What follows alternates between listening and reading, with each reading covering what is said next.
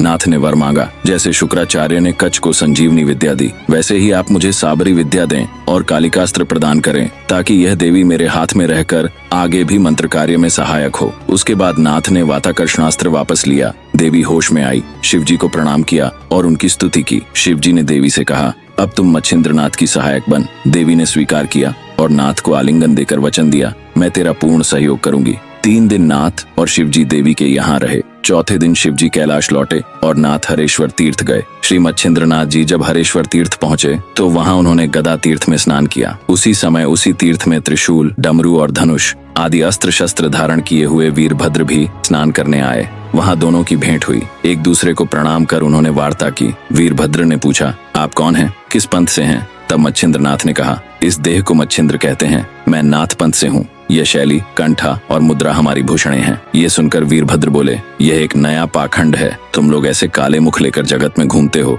यह उचित नहीं। इन मुद्राओं को त्याग दो। यदि नहीं त्यागोगे तो आगे बहुत दुख भोगने होंगे। ये वेद विधि से स्थापित धर्म के विरुद्ध एक नया पंथ है। मूर्ख, तुम्हारा गुरु कौन है? यह सुनकर मच्छिंद्रनाथ का क्रोध भड़क उठा। वे बोले, हे अधम, तेरे दर्शन से ही मुझे स्नान करना चाहिए। अब चुपचाप अपने मार्ग चला जा, अन्यथा मेरे हाथ से मारा जाएगा। यह सुनकर वीरभद्र क्रोधित हुए और बोले, अरे मूर्ख, अब तेरा प्राण लेता हूँ। यह कहकर उन्होंने धनुष पर अर्धचंद्र निर्वाण बाण चढ़ाया। मच्छिंद्रनाथ जी ने कहा, अरे पतित, उन्माद में तू अपना अहित कर रहा है। धनुष बाण दिखाकर मुझे डराता है। तेरी चालबाजियां मेरे सामने क्षण भर भी नहीं टिकेंगी। मुझे लगता है तेरा जीवन समाप्ति पर है, इसलिए तू यहाँ आया है। दोनों ओर से उग्र वचन हुए। वीरभद्र ने बाण साधते हुए मच्छिंद्रनाथ से कहा, राम का स्मरण कर। नाथ जी ने कहा, राम मंत्र तुझे अपवित्र लगता है, इसलिए मुझे उसका स्मरण करने को कह रहा है, परंतु समझ ले कि उसी मंत्र से शिवजी ने भी दुख से मुक्ति पाई। वाल्मीकि तार गए, वही मंत्र मुझे भी तारता है। अब तू सावधान हो। इतना कहकर उन्होंने भस्म उठाया और वज्रास्त्र सिद्ध करके फेंका।